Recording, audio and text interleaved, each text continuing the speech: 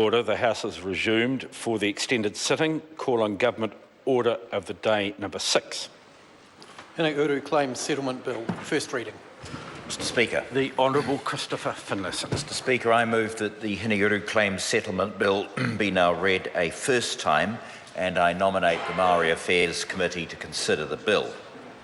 Mr Speaker, earlier in the year I had the pleasure of welcoming many of the community of Hineuru to Parliament to sign their deed of settlement, and I'm really pleased to welcome back to the House a number of them this morning as we put legislation into the House which covers their settlement agreement reached, if I may say so, through determination, pragmatism and willingness. I want to say something about the history of Hineuru's interactions with the Crown. In the mid-19th century, the tipuna of Hineuru lived and cultivated land in the mountainous inland region between Hawke's Bay and Taupo Moana. They had few interactions with the Crown until 1866. In that year, Crown forces attacked a group of Maori who were camped at Omaranui near Napier after the expiry of an unreasonable ultimatum calling on the group to surrender. On the same day, Crown forces also intercepted, surrounded, and then subsequently attacked another group led by the Hineuru rangatira Te Rangihiroa further north near Petane. Crown forces killed Te Rangihiroa and other Hineuru people during its attacks, and then pursued Hineuru and other Maori into the rohe of Hineuru and plundered their kāinga.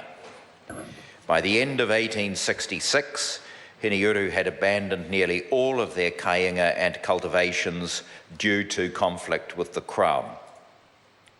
34 individuals from the iwi were among 86 prisoners captured by the Crown. The Crown transported most of the prisoners to the Chatham Islands and detained them without trial in harsh conditions for almost 2 years. In 1868, the prisoners escaped and became embroiled in a war with the Crown. During this war, Crown forces summarily executed a number of prisoners captured at Ngatapa in January 1869. In 1867, the Crown proclaimed a large confiscation district in Hawke's Bay that included many of the lands of Hineuru. In 1870, the Crown concluded an agreement to retain some of the confiscated land in the core of the Hineuru rohe and return the remainder to individual Maori.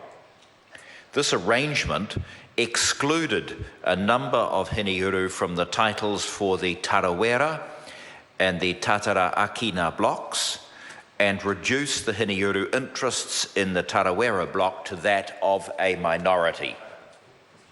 After years of protest, in 1924 the Crown promoted legislation that allowed the Native Land Court to award land in Tarawera and Tatara Akina to Hineuru individuals who were descended from those excluded from the 1870 titles.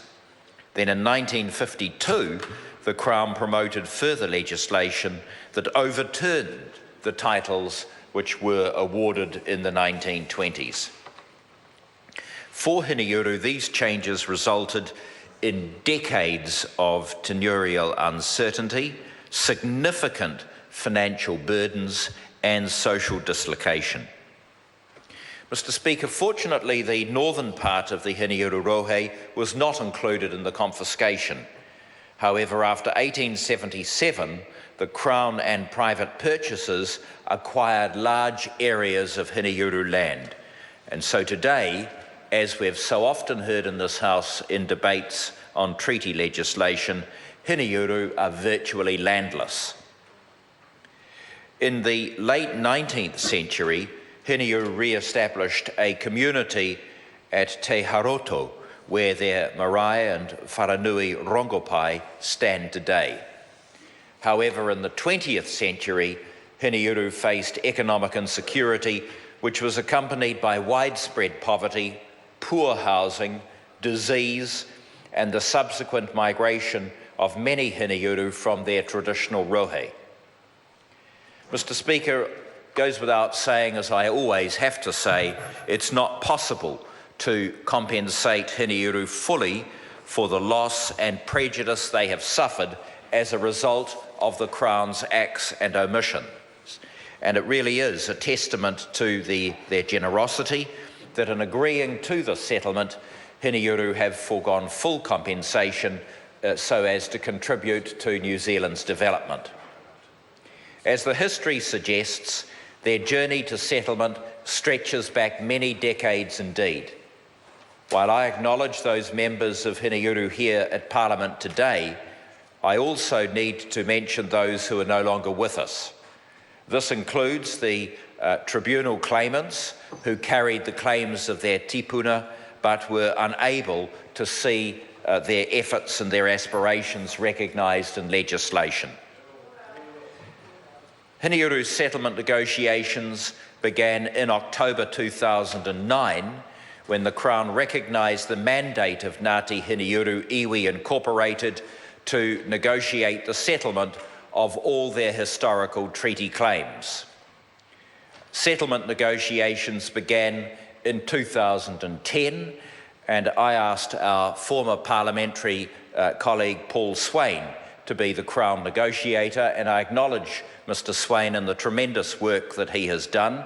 I regret that certain people in this House have been attacking treaty negotiators in a very personal way in the last few days, because they do an excellent job, and Paul Swain is one of my closest confidants in this area, and on behalf of him I reject everything that has been said about treaty negotiators, and I notice that no apology has yet been forthcoming.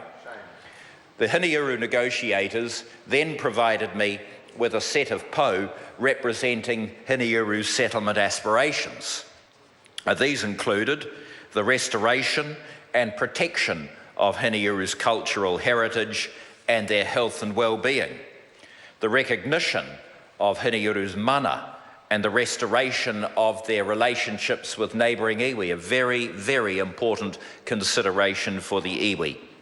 The reassertion of Hineuru presence throughout the rohe and the ability to rebuild an economic base for the iwi, and the revitalisation of Hineuru's role as kaitiaki of the environment and its resources. These po have guided Hineuru through their negotiations and have ensured they have obtained a settlement package that achieved these goals, relating in a stronger and more prosperous future for the iwi. In August 2012, I signed a letter of agreement, and on 2 October 2012, I signed an agreement in principle.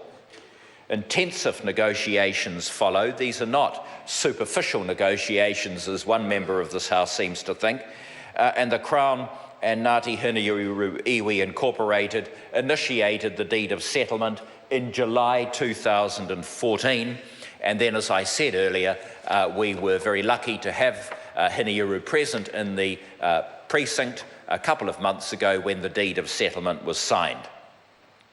The redress package recorded in the deed, which will be given effect to by this legislation, includes an agreed historical account, Crown acknowledgements of its breaches of the treaty and its principles, and a Crown apology to Hineuru. These are not negotiated in 5 minutes. They are complex and carefully crafted documents which deal with important matters of history for the benefit of some members of this House.